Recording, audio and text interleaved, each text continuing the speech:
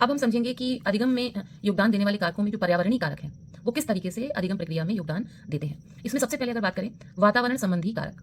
वातावरण संबंधी कारक का मतलब यह है कि जिस वातावरण में बच्चे का अधिगम हो रहा है, जैसे आसपास का वातावरण। आसपास का वातावरण उसका प्राकृतिक भी हो सकता है और सामाजिक भी हो सकता है और सांस्कृतिक भी हो सकता है। जैसे अधिगम प्रक्रिया में विभिन्न प्रकार के वातावरण संबंधी कारकों का योगदान होता है।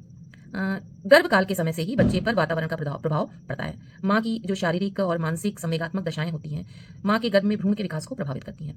बच्चे के जन्म के बाद से ही बाह्य वातावरण प्रारंभ हो जाता है और बाह्य वातावरण जैसे कि उसमें उसका परिवार शामिल है, उसके विद्यालय का वातावरण और उसके पास पड़ोस के चारों ओर के वातावरण शामिल है। इन स्थानों में बच्चा परिवार के सदस्यों, अपने अध्यापकों, साथियों या कह लीजिए सहपाठियों, पड़ोसियों के साथ अंतःक्रिया करता है। अंतःक्रिया से अर्थ है कि वो इनको देखता है, इनके क्रियाकलापों को देखता है, सुनता है, समझता है, इनसे बातचीत करता है, संप्रेषण करता है और उनके साथ एक संबंध स्थापित करता है। समाज के सदस्य तथा अपने चारों ओर के सदस्यों के साथ के संबंधों का बच्चे के विकास और सीखने के ढंग पर सीधा प्रभाव पड़ता है। आसपास के वातावरण को अगर समझने की कोशिश करें तो अधिगम प्रक्रिया में आसपास के वातावरण का बहुत महत्वपूर्ण योगदान होता है।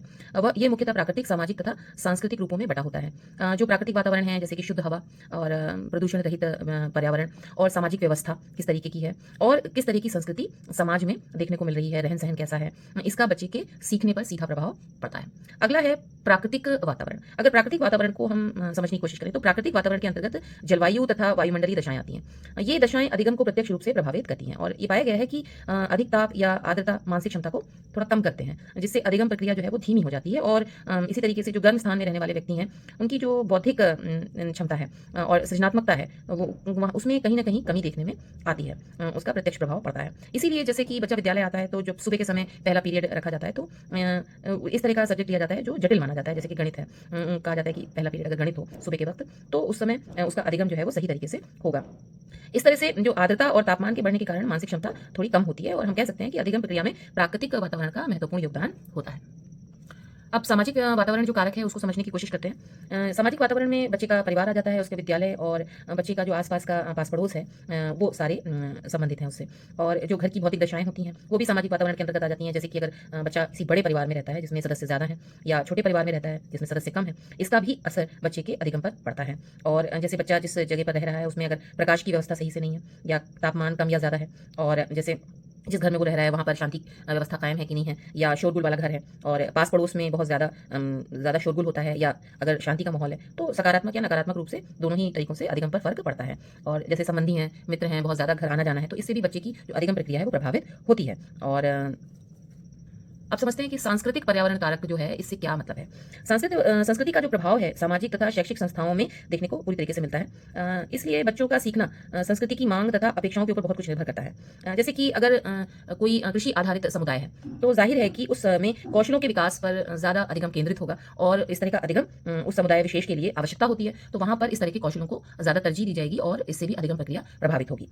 अध्यापक के साथ जो संबंध है वो बहुत तरीके से विद्यार्थी के व्यवहार निर्माण में बहुत ज़्यादा महत्वपूर्ण होता है। अधिगम प्रक्रिया में शिक्षक एक महत्वपूर्ण घटक है। वह विद्यार्थी के व्यवहार निर्माण में महत्वपूर्ण भूमिका अदा करता है। वह जिस तरह पढ़ाता है तथा कक्षा में विद्यार्थियों की व्यवस्था जिस प्रकार करता है उसका अधिगम पर बहुत प्रभाव पड़ता है, क्योंकि बालक जो है वो अपने टीचर का, अध्यापक का अनुकरण करता है, तो बहुत सारी चीज़ों में अधिगम की प्रक्रिया में उसका असर पड़ता है। यदि एक विद्यार्थी के संबंध शिक्षक से अच्छे होंगे तो जाहिर है कि वातावरण जो है अधिगम में सहायक होगा।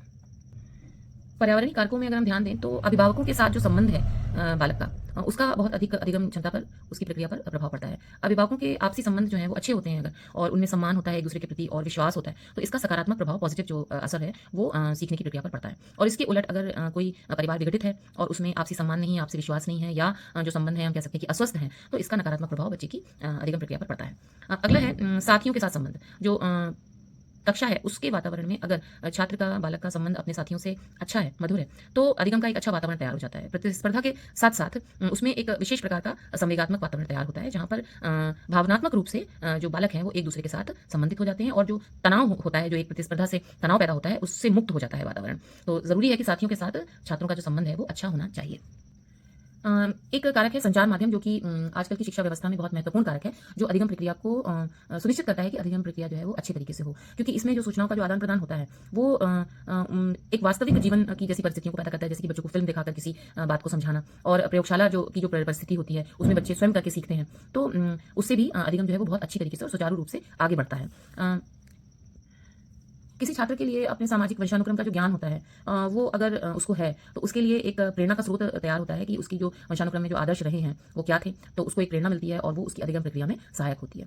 कक्षा का जो भौतिक वातावरण है वो भी एक कारक के रूप में कार्य करता है बच्चे की अधिगम प्रक्रिया में। जैसे बैठने की समुचित व्यवस्था है अगर और बच्चे को सही तरीके से बैठने की व्यवस्था दी जा रही है तो उसके अधिगम पर सकारात्मक प्रभाव पड़ेगा। कक्षा में हवा, रोशनी और फर्नीचर की जो व्यवस्था है वो पर्याप्त है और जो शांति व्यवस्था है जो कि एक शिक्षण के दौरान चाहिए होती है, अगर वो व्यवस्था है बनी हुई है तो छात्र का अधिगम सुचारू रूप से चलता है।